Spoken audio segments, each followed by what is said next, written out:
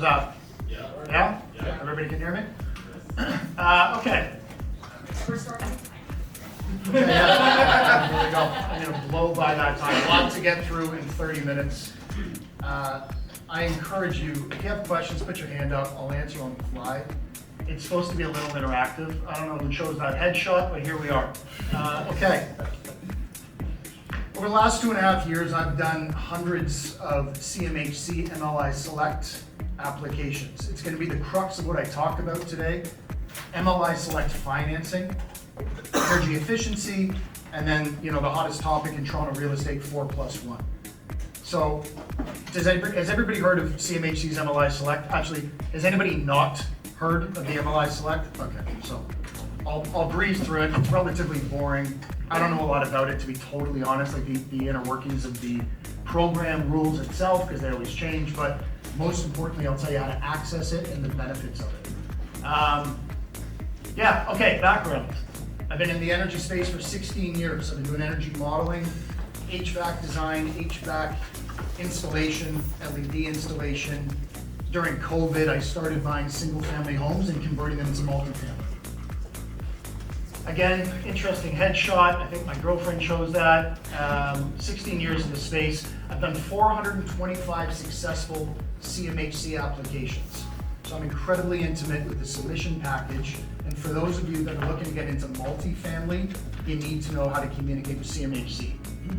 I've done a little over $1 billion in finance deals. And then personally, I've built about $20 million in multifamily construction since 2021.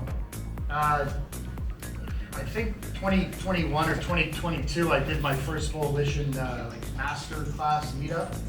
Couldn't have told you what a cap rate was. And now I'm speaking at a Volition event, which is kind of crazy because I still don't know what a cap rate is.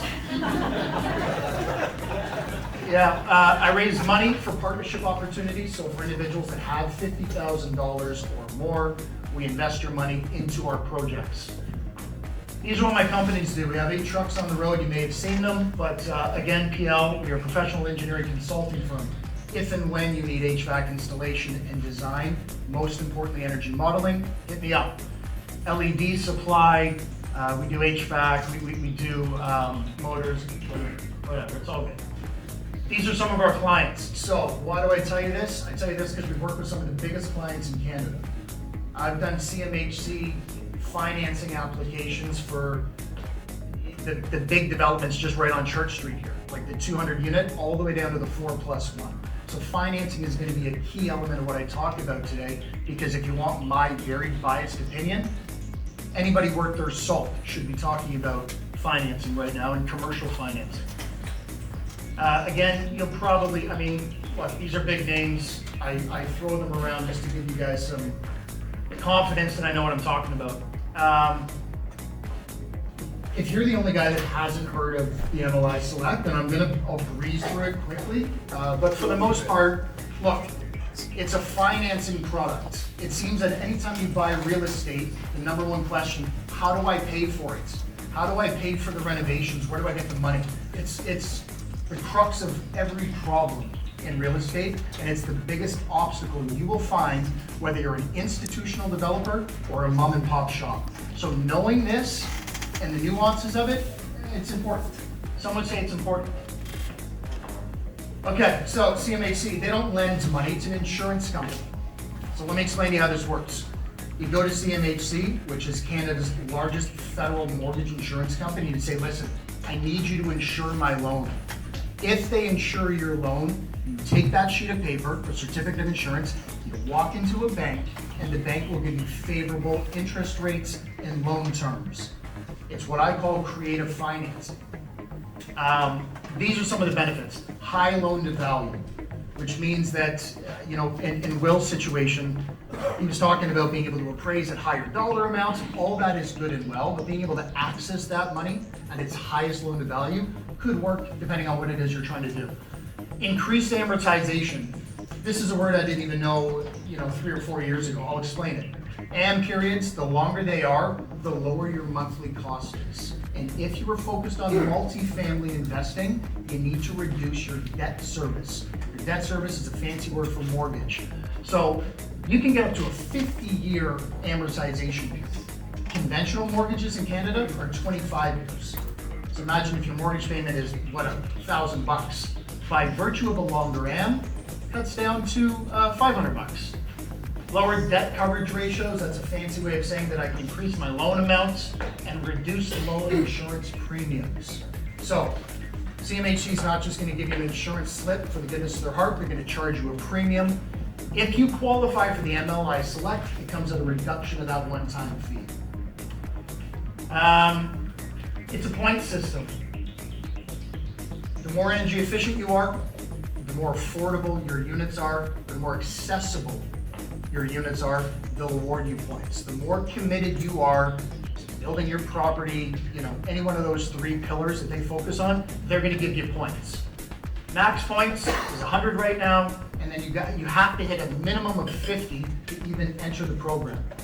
And then here's all the benefits that comes with it. Like for the sake of time, I can probably send everybody this information thereafter. Questions so far? So the more you commit to affordable housing, the better the terms are on your financing. Is there a hold period for the property, or can you sell it? Listen, we're building rental properties, so the entire crux of this is with the understanding that this is a buy and hold play. This is not a buy and build and sell play. So you wouldn't go through all this effort to sell the product once it's all said and done. You need 5 units. 5 is the magic number. So anytime I hear somebody talking about duplexes and triplexes, and believe me, I own them, it's good. But if you want, in my opinion, the best investment strategy in Canada right now, certainly in the city of Toronto, you have to hit that magic number 5. You need 5 units. The hottest housing typology right now is the 4+1 space. Everybody's doing it, and they're not doing it because it's easy. They're doing it because it hits 5 units, and you get commercial financing as a result. 50 points to qualify, points are awarded. All right, we've already been through this. Changes to the Ontario Building Code, I don't know a lot about it. I suspect the next speaker will. And changes to National Building Code. I put that in there only to say, if you're on the cusp of doing a project right now, there may be some construction cost savings to doing it now before building code changes happen. Yeah, I guess, I don't even know. We don't have to talk about this. Yeah, I think my girlfriend slipped that in there as a joke. It's not all fun and games. I mean, when you're dealing with the feds, if they're going to insure your loan, you better believe that you have to pass the sniff test. So there's checks and balances. They want to know that you are a competent, experienced either builder, which there are some right here in the room, or property manager. So you need to be able to tell the federal government that you have a certain level of understanding about what it is that you're doing, because the loan amounts are in the multi-millions of dollars, so they take it just as serious. Borrower net worth. This is why so many people give me their money to invest in a limited partnership vehicle, because again, you need a lot of money to make this work. If you're talking about a $4 or $5 million development, unless you're sitting on $1 million cash, you're not going to be able to qualify for this. So how are we doing it? We're pooling all of our money together, and then we're buying and developing these things as a partnership. So, in groups, you're strong. Individually, you may not be, unless you have a ton of money, in which case you may not even be here today. Timelines of financing. This is important. If anybody is looking at the 4+1, or if anybody in this room has a multifamily, 5 units and above, it's important to understand the rough timeline, because it doesn't follow conventional financing. Will talked about private money and going to a B lender. Yes, they come at a premium, but they also come at a very shortened timeline in terms of when you can get a draw. Depending on what you want to do, that's important. You're looking at about a 7-month window to get money in the event that you're entertaining CMHC's MLI Select. So that's the financing aspect that, in my opinion, is somebody that's done 420 applications for like the big boys, the billionaires, all the way down to the mom and pop shops. Everybody in Canada is doing this. If you're worth your salt, whether you're new to the space or sophisticated, this loan product right here is what's making investments work. Canada is expensive, Toronto's more expensive, okay? I own single family homes. I bought pre-construction condos and I still hold them all to this day. Hours and hours of pro forma writing, hours of trial and error. Nothing works except for the 4+1 by virtue of this financing product. Nothing else works. I've done it unless you like cash flow negative projects. Yeah. Can you not do it with, if you bought a lot and split it into two and then built 2 triplexes, does that qualify? Of course it does, yeah. So good questions. As long as the properties are beside each other, yes, they do. So they do have to be beside each other? They do have to be beside. I have clients that have bought entire floors of condos, and you can wrap that into an MLI Select.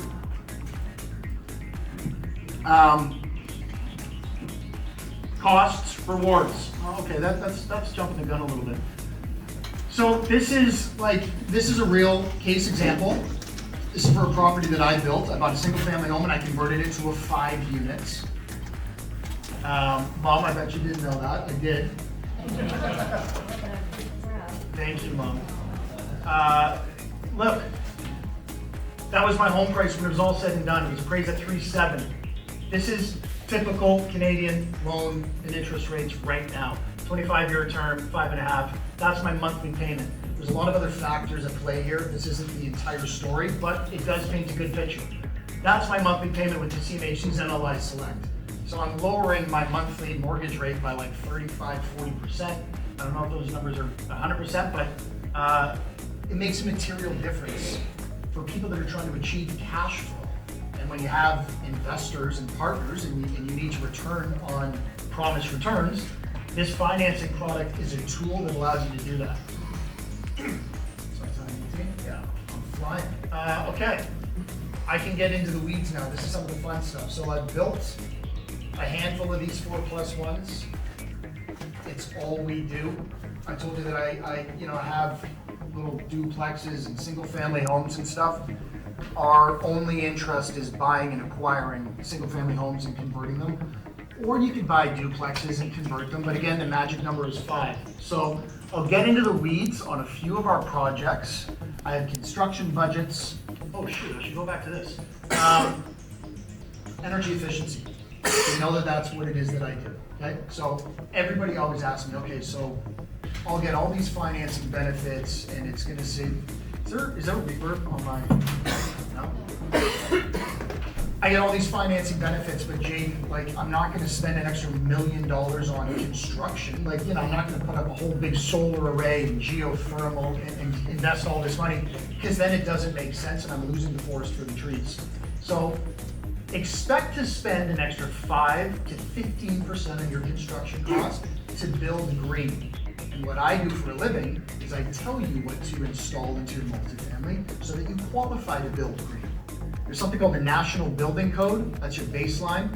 In new construction, so long as you're over 40% of that National Building Code, if you build above that, then you get all the rewards that I was just talking about. So expect to spend more money on your HVAC, expect to spend more money on envelope, domestic hot water systems, lighting, water fixtures, and then you're gonna have some soft costs as well that increase. But I promise you, as somebody that's done this many, many times, and I do it for billionaires, the money is well worth the investment's worth, the juice is worth the squeeze.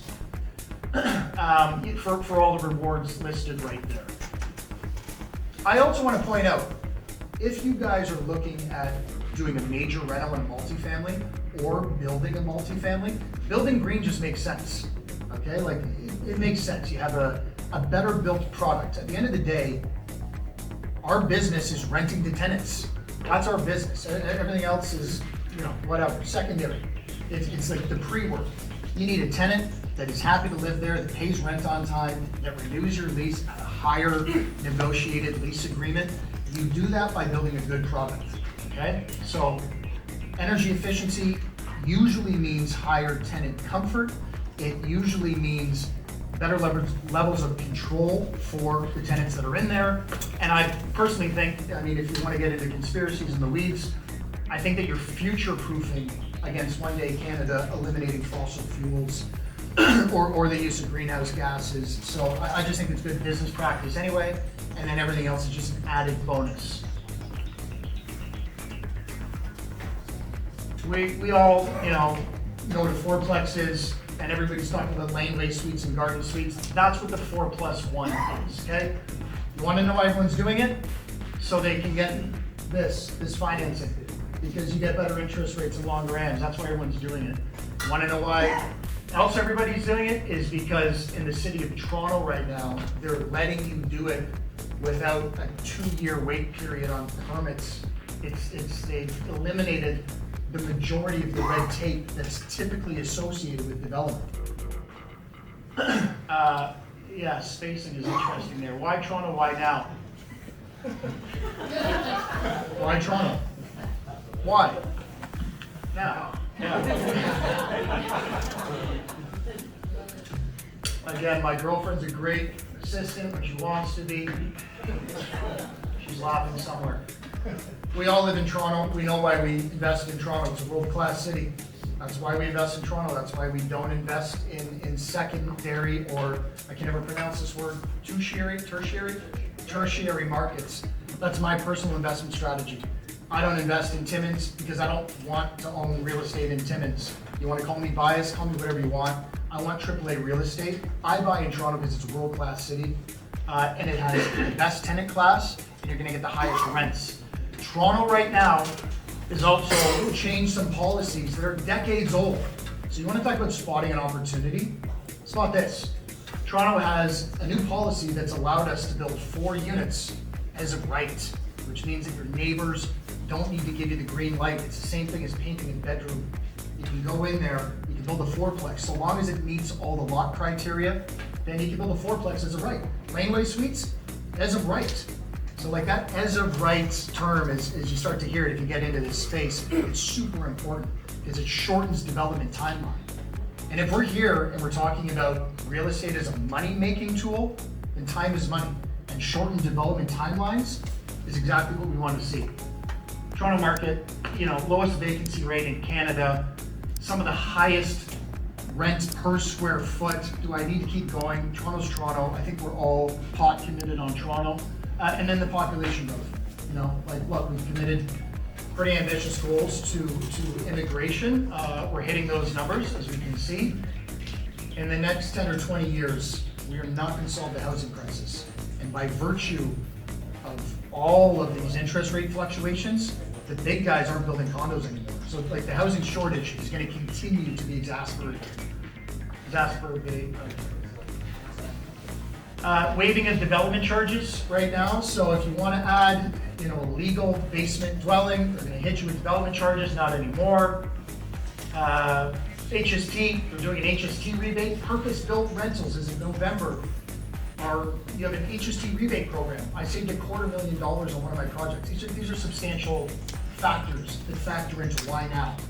Okay, let's get into it because I'm running out of time here. This is a project that we built. I think that if you guys are going to convert single-family homes to my 4+1 model, it's important to remember you're removing parking.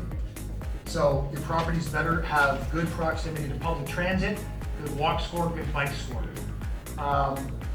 Converted a single-family home, it was an old bungalow, to a 4+1. We had a great architect on this that helped me build and design this.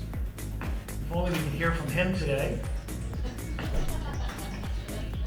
This is it in a nutshell, okay? That was my lot size. I'd be happy to share this with everyone so we don't have to go through this line by line. Long story short, it took this old single-family war bungalow that was on a 175-foot lot, and we built this pretty impressive and pretty beautiful purpose-built fourplex with the laneway suite in the rear. All told, I think it's about 5,500 square feet of rentable Toronto purpose-built new rentals. This is what I tell the people. If anybody is in this room as an investor, this is some of the benefits of investing with a company like me or other people that take in capital. You don't have to get a mortgage. You don't have to get a personal guarantee on a loan. If you got bad credit, that's fine. You just need cash. It's cash flow positive. There's some tax advantages, and the returns are very impressive given the fact that it's City of Toronto real estate investing. Keep in mind these numbers are based on the fact that we have to assume a sale in year 5. That's how we get these numbers. So, are we hitting these numbers? No. But there's the financial snapshot. which I think could be a good time to, if somebody wants to throw a hand up and asks. Yep. I invested in real estate, lost my camper. Oh no. Next question. So, I still believe in the concept, but basically, permit snack, ran out of cash, couldn't raise more, started program, that kind of thing. Still believe in the financial business model. Yeah. As an investor, what would your pointers be if we're gonna get into one of these projects? What to look for to select successful projects? Well, let me ask you a question. What was the lesson learned? What did you learn? Probably do a little bit more, understand where your development cycle is, and how to do it. There's too much environmental. Yeah, listen, that's, as an investor, you want to really de-risk yourself, tell somebody that they need building permits in hand. Tell them that you won't give money till there's building permits in hand, if you're an investor. The second thing is, it sounds like they were over-leveraged with not enough capital. You know, we can get into the weeds on every little nuance that would meet my sniff test. Work with somebody that has cash in their pockets. We buy our property in cash. There's no debt on our projects. We buy them, no debt, there's no interest ticking away. We usually keep an extra couple $100,000 to start construction until our financing is figured out. That way we're never underwater.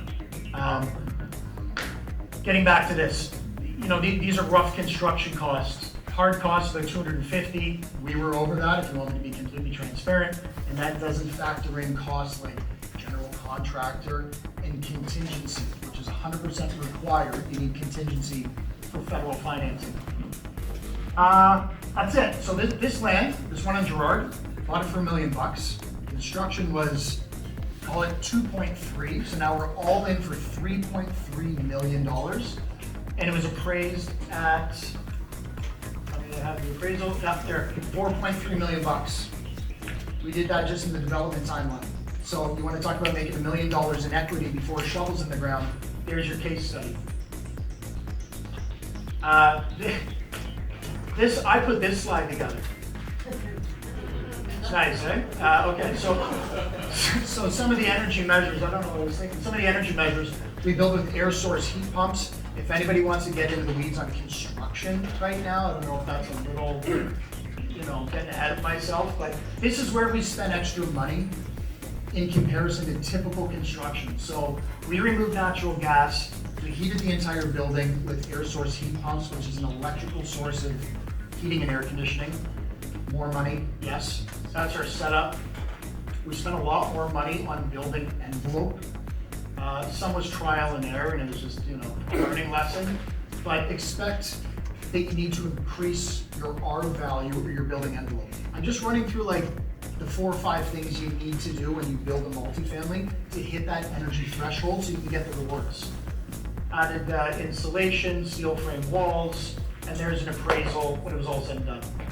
I can jump into a second one too. This one has a construction budget, and then I can open it up to questions if that's last minutes. All right.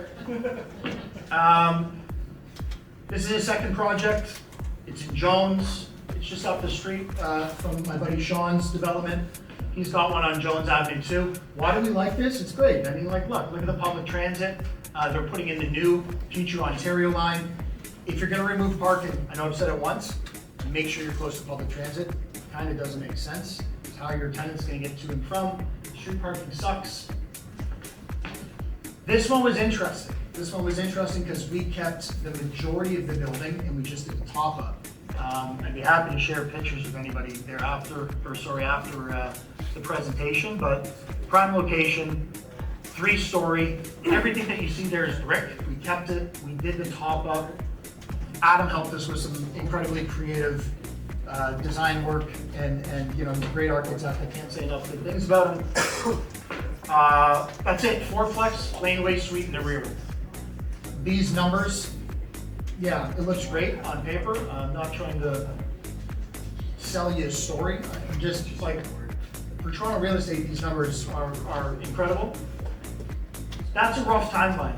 If all things are, if you're working with a good construction partner, and I know that there are some in this room right now, some good GCs, which by the way, this is probably now a good time to tell everybody, like, I don't know everything. I have a really, really good mortgage professional.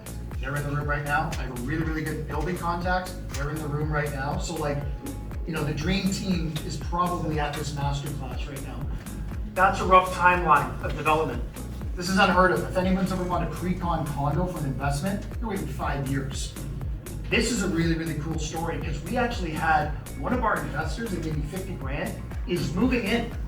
He's not only getting his money back, he's already signed a lease for us, and all the other renters are paying his lease. Story for a different time, but that's approximate timeline to build these things and to get financed. Make sense? There's the financial picture again. So land we bought for $1 million. Construction was about 1.5, 1.6. So the top line, does this have like a laser on it? Top line total sources, we're all in for 2.6 million bucks. That's hard costs, soft costs, and land acquisition. Again, if we're gonna get 2.6 million bucks, you gotta find a good company that you trust to either partner with or good capital partners. And that's what it was appraised at, 3.7 million bucks. So made $1 million bucks, probably in about, I don't know. This was slow, this one was during COVID, so I don't know, like 12 to 18 months, 12 to 16 months of development. But again, like City of Toronto to make $1 million on the purchase of a single family home, what are we talking about? Development costs. Oh no. Is that gonna show up yellow here? Oh, maybe not. Okay, that's all good. That's all good. I could share this construction budget. I had highlighted where you can expect to spend more money if you want to build green and build energy efficient. Remember, we do want to build green because that's why we get the favor of finance. Expect to spend more money on, oh shoot. I wonder if this is the best use of my time. We can send the highlight. Yeah, well, okay. These slides are a touch redundant then, aren't they? Project costs. Okay, well I can just tell you. HVAC, domestic hot water, building envelope, lighting systems, shower heads and water fixtures are where you're gonna spend more money. Plus you gotta hire somebody like me, an energy modeler, to do the energy model at about $1.50 a square foot. So like, look, it's somebody that's done this exercise countless times for hundreds of clients, a lot of which are in this room right now. A lot of my clients are in this room. The question is the juice worth the squeeze? Does it make sense to build green versus, you know, the financing terms in the back end? Yeah, unequivocally, like without a question of a doubt. I'd be happy to share my construction projects. If anybody's a little bit more financially, you know, minded than I am, you'll probably want to go through the numbers. That didn't really format right, but let's just look at this. $2.6 million. This is for my projects on Jones. So that's this one right here. Then we got appraised at 3.7 million bucks. Top line on the right, 2.6 million bucks. These are all supposed to be a line right here, but that's my net rental per square foot. And on the right, that's how much I expect to get in rent. Gross annual revenue, 180 grand a year for this 5-plex. When it's all said and done, we have an NOI of about $140,000 and a yield on cost of 5.4. For somebody that's had to deal with like financial institutions the last couple of years, this passed all the sniff tests. This is why you have billions of dollars flooding into this rental space right now, because it meets all of the investment strategies for like big institutional investors all the way down to mom and pops. The numbers are great. That's it. I got 47 seconds to answer all your questions. That's how you can get a hold of me if anybody needs, you know, questions thereafter, and I'd be happy to share this guy. Why doesn't she come down for a picture? Yeah, Mom, why don't you get down here for a Yeah, you guys don't think somebody you can do I that? don't do well at pictures. Yeah, hey, leave her alone. Alright, give her the chance. I love what you're saying. I'm glad you asked Jane back up. So she's coming down. Yeah? What about this housing model 4+1 for our generation, the boomers, your mom? Yeah. Right? Yeah, we took your voice here. She wants to do the self, is your phone even on, Mom? Honey, I turned it off at a respect. She turned it off. Here, That's actually a really, really good question. Yeah, we'll turn it off. We'll get everybody behind us. I can't do two things at a time. Yeah. Turn it off. Sure, that's better. Thanks. Everybody go, You're the best. That's a great question. If you don't have $50,000, if you don't have $50,000 cash, and if you're not sitting on $1 million, do you know how much equity is tied up in your current single-family home? So your question was, I talked to all these folks, in every neighborhood. They Yeah. say, I can't find a place to move, they wanna move to a triplex or duplex or this or Right. one with the MLI. Yeah. Some wanna do mini condos, some wanna do rental. Yeah. The rental market for older adults is primarily large retirement homes which are a fortune. Yeah. So if you can find a design in a neighborhood, near transit, all the things you're saying, yeah, there's that, you talk about the population and prime rental folks being 25 to 35 years old or whatever. Now, the 65 to 75 are also just lurking in the shadows. I agree. saying, Listen, "Hey, you know, one of my things that I said was, in my opinion, our business model is building good, high-quality purpose-built rentals, ground-oriented, elevator, yeah, you know, green space and access to it. I think laneway suites and garden suites are gonna provide incredible housing options. Yeah. If I have to compete with apartment buildings and condos, I like my chances. So, yeah, I think it's a better product. yeah." Yeah. So I don't know if you're going to be able to answer this, but this question for everybody here, regarding your party wall significance. So I'm trying to do the 4+1. Yeah. And I have some, there are a lot of. St. Clarence.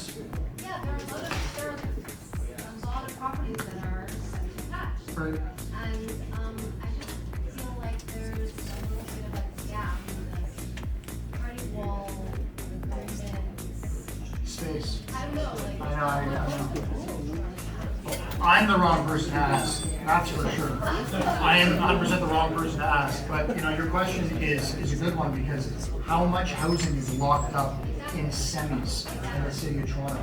I wish I had the answer, but I mean, I've got a feeling somebody's gonna probably. Yeah, it might be something for our next speaker, Yeah. who I'll invite to the stage. Thanks so much, Jayden. Yeah, thank you. That was a fantastic presentation.